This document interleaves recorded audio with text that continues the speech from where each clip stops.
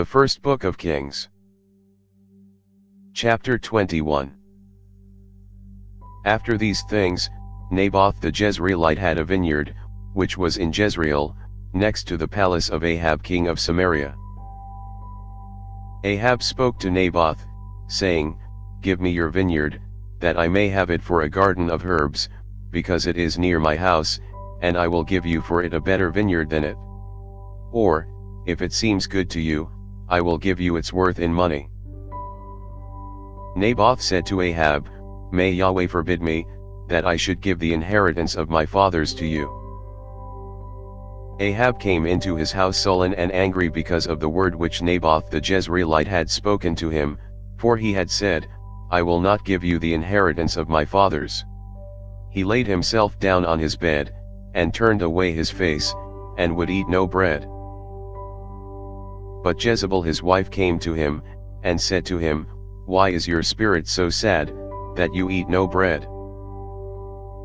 He said to her, "Because I spoke to Naboth the Jezreelite, and said to him, 'Give me your vineyard for money, or else, if it pleases you, I will give you another vineyard for it.'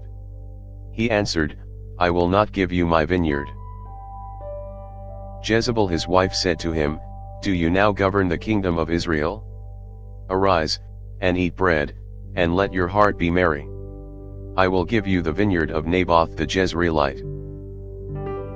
So she wrote letters in Ahab's name, and sealed them with his seal, and sent the letters to the elders and to the nobles who were in his city, who lived with Naboth.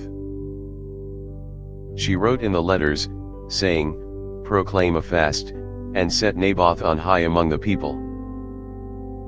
Set 2 men, wicked fellows, before him, and let them testify against him, saying, You cursed God and the king.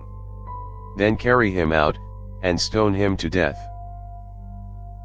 The men of his city, even the elders and the nobles who lived in his city, did as Jezebel had instructed them in the letters which she had written and sent to them.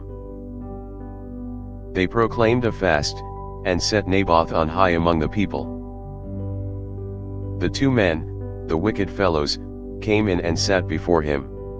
The wicked fellows testified against him, even against Naboth, in the presence of the people, saying, 'Naboth cursed God and the king.' Then they carried him out of the city and stoned him to death with stones. Then they sent to Jezebel, saying, 'Naboth has been stoned, and is dead.' When Jezebel heard that Naboth had been stoned, and was dead, Jezebel said to Ahab, 'Arise, take possession of the vineyard of Naboth the Jezreelite, which he refused to give you for money, for Naboth is not alive, but dead.' When Ahab heard that Naboth was dead, Ahab rose up to go down to the vineyard of Naboth the Jezreelite, to take possession of it. Yahweh's word came to Elijah the Tishbite, saying, 'Arise, go down to meet Ahab king of Israel, who dwells in Samaria. Behold, he is in the vineyard of Naboth, where he has gone down to take possession of it.